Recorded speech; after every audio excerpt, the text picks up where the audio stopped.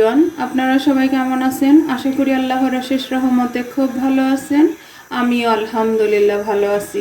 তো আজকে রেসিপি নোনা ইলিশ দিয়ে ফুলকপির ডাঁটা আলুর রান্না। তো এই ফুলকপির ডাঁটা তো আমরা ফেলে না দিয়ে যদি এই নোনা ইলিশ দিয়ে রান্না করে খেয়ে দেখতে পারেন, অনেক টেস্টি হয়। এটা আমাকে একটা ভাবি রান্না করে খাওয়াইছিল, সেই থেকে আমি এই রান্নার প্রেমে পড়ে গেছি। তো এর জন্য প্রথমে আমি একটা ফ্রাই প্যান বসাই দিছি। এখানে দিয়ে দিব আমি 2 চামচ তেল। বিসমিল্লাহির রহমানির রহিম। কারণ আমরা তো ফুলকপির ডাঁটা ফেলেই দেই, ফেলে না দিয়ে যদি হাতের কাছে নোনা ইলিশটা থাকে একবার ট্রাই করে দেখতে পারেন। এখন আমি এখানে দিয়ে দিব একটা পেঁয়াজ কুচিটাকে একটু লাল করে ভাজবো। এই যে ভাজাটা হয়ে গেল, এখন এই পর্যায়ে মশলা দিয়ে দিব। এর মধ্যে প্রথমে দিব আমি স্বাদ মতো লবণ। আর যেহেতু নোনা ইলিশ, তার কারণে লবণটা একটু বুঝে শুনেই দিতে হবে। এখন দিব আমি 1 চামচ হলুদ গুঁড়া। আর এখানে আমি আদা রসুন পেস্ট দিব না, এখন একটু পানি দিয়ে দিব যাতে মশলাটা পুড়ে না যায়। আর দিব 1 চামচ মরিচ গুঁড়া। মশলার মধ্যে জাস্ট একেবারে অল্প মশলায় এই রান্নাটা হয়, কিন্তু খাওয়ার যে কি মজা, বাসায় না বানালে কিন্তু বুঝতে পারবেন না। যাদের হাতের কাছে এরকম নোনা ইলিশ আছে তারা অবশ্যই এই ফুলকপির সিজনে ফুলকপির ডাঁটাটা দিয়ে রান্না করে খেয়ে দেখতে পারেন। এখন আমি ফুলকপির ডাঁটাটা প্রথমে দিব একটু কষায় নেওয়ার জন্য। আর এখানে আমার একটা ফুলকপিতে যতটুকু ডাঁটা হয়েছে সেটাই আমি নিয়ে নিচ্ছি। এখন আমি ডাঁটাটাকে একটু কষায় নিব প্রথমে, কারণ ডাঁটাটা একটু শক্ত হয়, যার কারণে একটু হাফ সিদ্ধ করে নিব। আর আজকের এই রেসিপিটা যদি আপনাদের কাছে ভালো লাগে তাহলে অবশ্যই প্রথমে বাসায় ট্রাই করবেন। আর আমার চ্যানেলটাকে সাবস্ক্রাইব করবেন, লাইক করবেন, শেয়ার করবেন এবং কমেন্ট করবেন। প্লিজ আমার ভাই বোনেরা আমার পাশেই থাকবেন। এখন এই পর্যায়ে সামান্য একটু পানি দিব, দিয়ে ঢাকনা দিয়ে এটাকে আমি একটু ভালোভাবে কষাই নেব। যে আমার ফুলকপির ডাঁটাটা কষানো হয়ে গেল, এই কষানোর মধ্যে কিন্তু হাফ সিদ্ধ হয়ে গেছে। মাশাআল্লাহ মাশাআল্লাহ। এখন এই পর্যায়ে দিয়ে দিব আমি সবজি আর আলুটা। এই যে এখানে আমি বাংলাদেশি ছোট লাল আলুটা যে, সেটা আমি 5-6টা নিচ্ছি, একেবারে ছোটো ছোটো যেটা।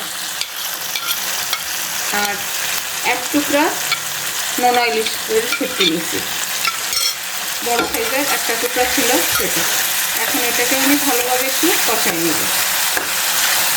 আমার শুটকি, আলু, ফুলকপির ডাঁটা একসাথে এটা কষানো হয়ে গেল। এখন এই পর্যায়ে দিয়ে দিব আমি বড় সাইজের একটা রসুন কুচি। আর এটাতে রসুনটা যত বেশি দেওয়া যায় অতই টেস্টি হয়। আমার তো এখনই জিভে পানি চলে আসতেছে। আমার মতো যারা শুটকি প্রেমী তারা অবশ্যই এই রান্নাটা করে খেয়ে দেখতে পারেন। এই যে কষানো হয়ে গেল, এখন এই পর্যায়ে আমি ঝোলের পানিটা দিয়ে দিব। হাফ কাপ দিয়ে দিলাম, যেহেতু আমার ডাঁটাটা অলমোস্ট সিদ্ধ করাই, কষানোর সময় হাফ সিদ্ধ হয়ে গেছে। এখন ঢাকনা দিয়ে এটাকে আমি 10 মিনিটের মতো রান্না করব। 10 মিনিট পর আবার শেয়ার করতেছি যে আজকে আমার ফুলকপির ডাঁটা দিয়ে নোনা ইলিশের তরকারিটা কেমন হইল।